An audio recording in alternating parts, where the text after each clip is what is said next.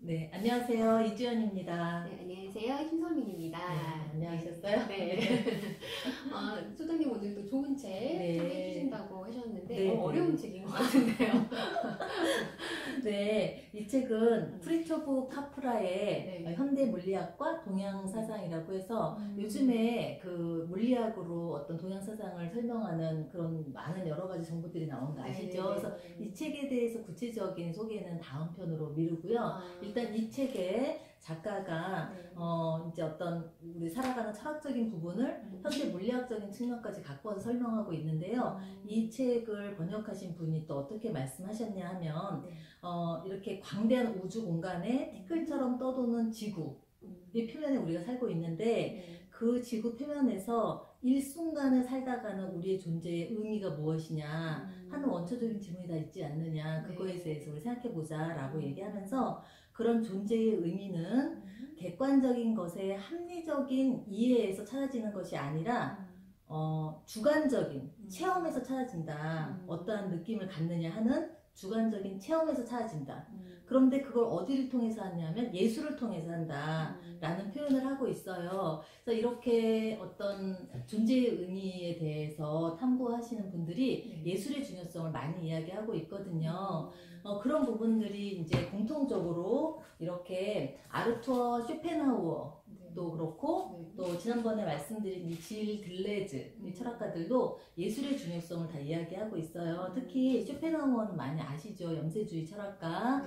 이분의 철학에 대해서 키워드를 하나 말하라고 하면 이 의지라는 표현이고요. 제 블로그나 이쪽에도 지금 좀 자세하게 좀 이렇게 소개를 해 놓았어요. 의지가 어떤 의미일 것 같으세요?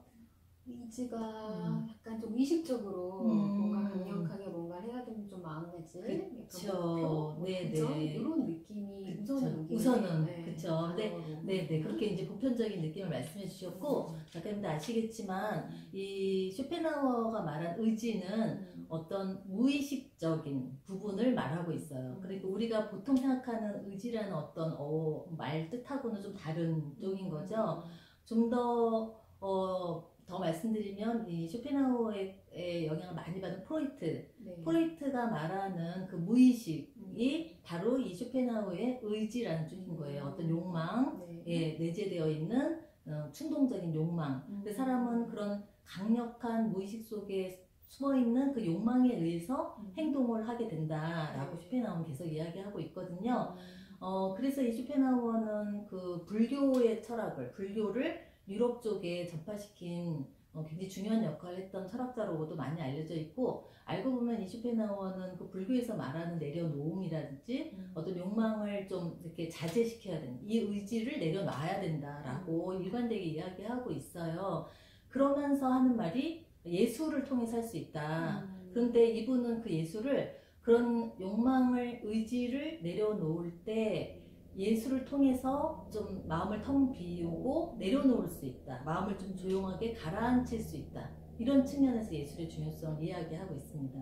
그런데 한편 이 질 들레즈, 지난번에 말씀드린 질 들레즈도 그 예술의 중요성을 이야기하는데 이분은 조금 다른 측면에서 이야기하고 있어요. 그 폭력적인 만남을 말씀드렸었잖아요. 그러니까 예술은 우리를 좀 폭력적인 만남에 놓이게 한다. 우리가 어떤 안의 틀 속에 갇혀서 그렇게 있는 거를 좀 끄집어낼 수 있는 역할을 하는 게 예술이고, 그래서 예술을 통해서 어떤 자신을 폭력적인 만남에 놓이게 해서 좀 성숙시키는, 틀에서 빠져나오는 그런 역할을 하는 쪽이 예술이다라고 강조하고 있어요. 그래서 말하는 포인트는 다르지만 공통적으로 예술의 중요성을 많이 말하고 있고요.